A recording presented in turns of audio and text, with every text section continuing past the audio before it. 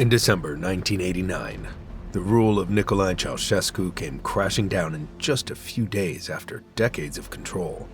What started as small protests quickly turned into a nationwide uprising that no one could stop, forcing him and his wife to run. But within days, they were captured, and their end became one of the most shocking public executions in modern history.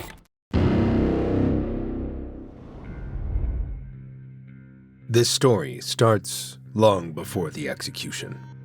Nicolae Ceausescu was born in 1918 in a small village in Romania. Poor background, little education, but he had an ambition that pushed him forward. By his early 20s, he'd already joined the communist movement, which at the time was illegal in Romania. He was arrested several times, but prison only made him more connected inside the party. After World War II, everything changed. Romania fell under Soviet influence, and the communists took power. Ceausescu climbed fast. He stayed loyal, followed orders, and built connections with powerful figures like Gheorghe Gheorghiu Dej. When Gheorghiu Dej died in 1965, Ceausescu stepped in and became the leader. At first, people actually liked him. He spoke against Soviet control, which made him look strong and independent. In 1968, he publicly criticized the Soviet invasion of Czechoslovakia, and people saw him as a national hero. But this didn't last.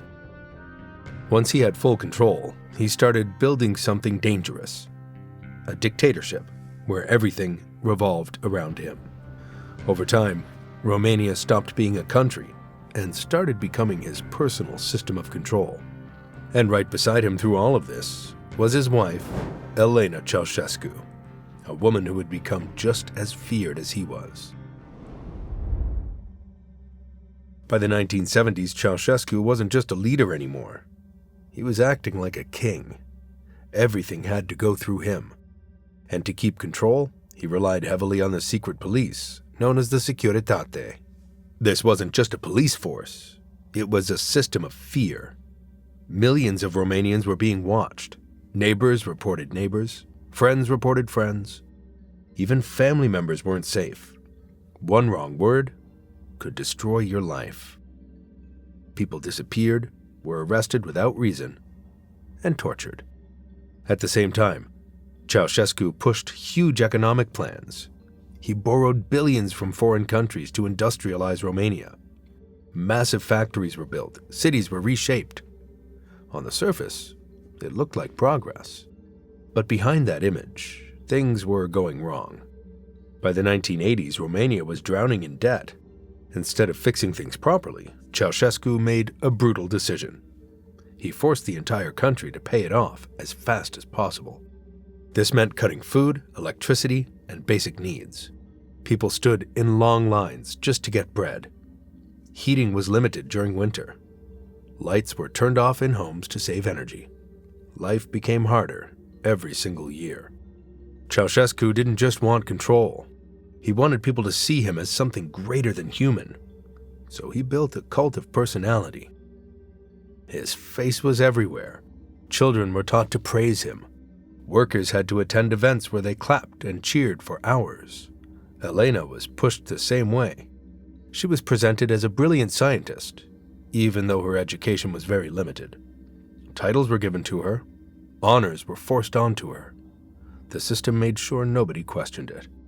At the center of this display of power was one massive project, the Palace of the Parliament in Bucharest. Today it's known as the Palace of the Parliament. This building became one of the largest in the world. Entire neighborhoods were destroyed to make space for it. Thousands of people were forced out of their homes. Historic buildings were demolished. While the country struggled to eat, Ceausescu was building one of the most expensive government buildings on earth. But no matter how powerful someone looks, reality eventually catches up.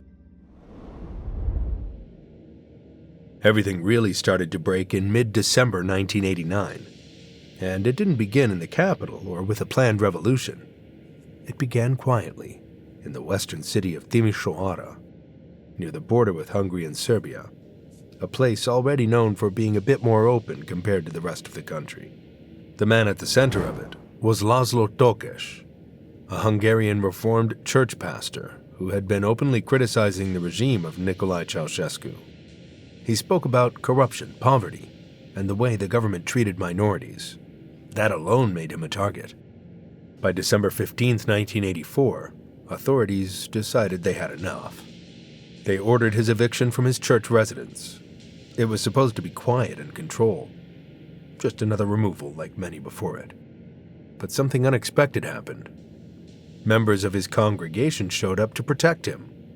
Then more people joined, not just Hungarians, but Romanians too. At first, the crowd stood peacefully outside his home, forming a human barrier.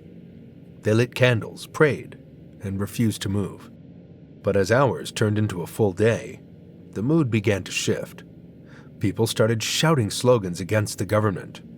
By December 16th, the crowd had grown into the thousands. The authorities reacted fast. Police units and the feared Securitate were sent in. They tried to break up the crowd using force, and people were beaten. Arrests were made, but instead of scaring everyone away, it had the opposite effect. More people came out. Workers left factories, students joined. The protests spread through the streets of Timișoara. By December 17th, the situation turned deadly. The army was deployed. Tanks rolled into the city. Soldiers were given orders to fire on civilians, and they did. Live ammunition was used. People were shot in the streets. Bodies were taken away secretly to hide the real number of deaths. Some reports later suggested dozens were killed, while others claimed over 100 during those first days. But the killings didn't stop the movement. They made it stronger. News began to spread, even though the government tried to block it. Radio broadcasts from outside Romania, especially from Hungary and Western Europe, started reporting what was happening. People in other cities began to hear the truth.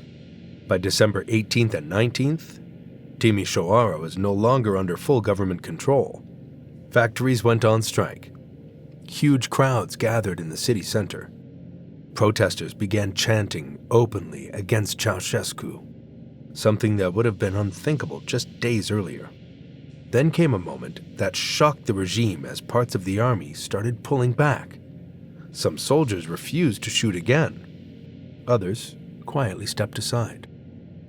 On December 20th, Timișoara declared itself the first free city of communism in Romania. That was a massive psychological blow. For the first time, the regime had lost control of a major city. And while all of this was happening, Ceausescu wasn't even in the country at first. He had gone on an official visit to Iran on December 18th, still believing everything was under control. By the time he rushed back on December 20th, the situation had slipped beyond repair. But instead of stepping back, he decided to double down. So he planned a massive public rally in the capital to prove that he still had the support of the people. The government organized everything carefully. Workers were ordered to attend. Buses brought people in from factories. Security forces were placed throughout the area. Loudspeakers were set up. Cameras were ready to broadcast the event live across the country. Thousands gathered in front of the Central Committee building. When Ceausescu stepped out onto the balcony, it looked like every other speech he had given over the years. He began talking about the events in Timișoara, calling them acts of foreign interference and trying to blame outside forces. He announced small economic concessions like raising wages, hoping to calm people down. For a few moments, the crowd reacted as expected. Then something shifted. It started as a strange noise from the crowd, not loud at first, but different. Confused murmurs. Then more voices joined. People began shouting. Some started booing. Others yelled anti-government slogans. This had never happened before. Ceausescu stopped mid-sentence. He raised his hand, the same gesture he had used for years to silence crowds and regain control. But nothing changed. The noise grew louder. The crowd was no longer under control. The broadcast suddenly cut off. By evening, protests began breaking out in different parts of Bucharest. Crowds gathered, shouting against the regime. Barricades were built. Clashes with security forces started almost immediately. That night turned violent. Police and Securitate forces tried to crush the protests. Tear gas was used. Shots were fired. People were killed and injured in the streets of the capital. But the damage was already done. The fear barrier had been broken live on television. December 22nd, 1989, is the day everything collapsed at once. By early morning, massive crowds had already gathered in central Bucharest. Inside the government, panic was spreading. One of the most important moments came with the death of Vasile Milea, the Minister of Defense. Around 9:30 a.m., it was announced that he had died, officially declared a suicide. The government claimed he had betrayed the country, but many inside the military believed that he had refused to continue giving orders to fire on civilians, and was either forced into that situation or eliminated. The army reacted strongly. Units across Bucharest and other cities began pulling back from confrontation. Soldiers who had been ordered to fire the previous day now hesitated. Many refused outright. Some even started protecting protesters from the Securitate. Within hours, the balance of power had shifted completely. Back at the Central Committee building, the situation became desperate. Around midday, Ceausescu and Elena made their final move. They were rushed to the roof of the building where a helicopter was waiting. As crowds pushed closer, the two of them boarded the aircraft and lifted off, escaping just minutes before protesters stormed inside. They hoped they could regroup somewhere safe and still find loyal forces. At first, the flight gave them a false sense of control, because from the air they were removed from the chaos below. But that illusion didn't last long. Romania's airspace was quickly being restricted as military units began switching sides. And the pilot, Lieutenant Colonel Vasile Maluțan, started receiving warnings that they could be targeted or forced down. Within a short time, he told Ceausescu he didn't have enough fuel and that continuing the flight was too dangerous, which forced them to land near the town of Snagov and then move again toward the countryside. From that point on, their escape turned into confusion and desperation because they were no longer protected by a functioning system. After landing, they tried to continue by road, moving through small towns and villages, switching vehicles more than once. They first used a dacha car driven by a local official, then later another vehicle as they kept trying to avoid attention. But the reality had already changed. News of the uprising had spread everywhere. People knew what was happening in Bucharest. More importantly, many knew the Ceausescus were on the run. In several places, locals recognized them. Some froze in shock, seeing the man who had ruled them for decades suddenly standing in front of them with no guards, while others reacted with anger or refused to help at all. The fear that once controlled people was gone, and without that fear, the Ceausescus were just two vulnerable individuals trying to escape a country that no longer accepted them. As they moved closer to Târgoviște, their options ran out. Around the afternoon of December 22nd, they were stopped and taken into custody by local police and military personnel. There was no dramatic chase or final stand. It ended quietly. The same system that once protected them now held them. They were taken to a military unit in Târgoviște and placed in a small room under guard. Reports from that time described the conditions as basic and tense, with soldiers unsure how to handle such high-profile prisoners while the entire country was still in chaos. The Ceausescus themselves still believed, at least at first, that loyal forces would come to rescue them. But as hours passed, it became clear that no help was coming. Inside that room, everything they had built over decades was gone. No palace, no loyal security forces, no power, just uncertainty. Outside, Romania was in a state of revolution, and people were demanding accountability for years of suffering. But instead of a slow and structured legal process, The situation pushed the new leadership towards something much faster. They wanted a clear and immediate end to the old regime, something that would send a strong message to the entire country. So on December 25, 1989, inside a military base in Târgoviște, a special tribunal was set up to try Nicolae and Elena. This was not a normal court with long investigations, detailed evidence, or careful procedures. It was a military tribunal organized by the newly formed leadership group, known as the National Salvation Front, which had taken control after the fall of the regime. The goal was to reach a verdict quickly and remove any chance of the old leadership returning. The trial began and ended on the same day, lasting less than an hour. The room was small, crowded with military officials, judges, and a defense team that had almost no time to prepare. The charges presented against the Ceausescus were serious and wide-ranging. They were accused of genocide, with claims that over 60,000 people had been killed under their rule, although later investigations suggested the actual number of deaths during the revolution was much lower, in the range of about 1,100. They were also charged with destroying the national economy, holding secret bank accounts abroad worth over $1 billion, and abusing their power for personal gain. These accusations reflected years of anger and frustration built up across the country. Throughout the proceedings, Ceausescu refused to recognize the authority of the tribunal. He insisted that he was still the legal president of Romania and that the court had no right to judge him. He rejected the charges and refused to answer most questions. Elena behaved in a similar way, dismissing the court and showing no sign of accepting its legitimacy. Neither of them showed regret or attempted to defend themselves in a meaningful way, which only reinforced the perception among those present that the outcome was already decided. The defense lawyers assigned to them made limited efforts, partly because they had almost no time, and partly because the situation was moving too fast to change anything. The judges quickly reached their decision. Both Nicolae and Elena Ceausescu were found guilty on all major charges. The sentence was death. There was no delay, no formal appeals process, and no waiting period.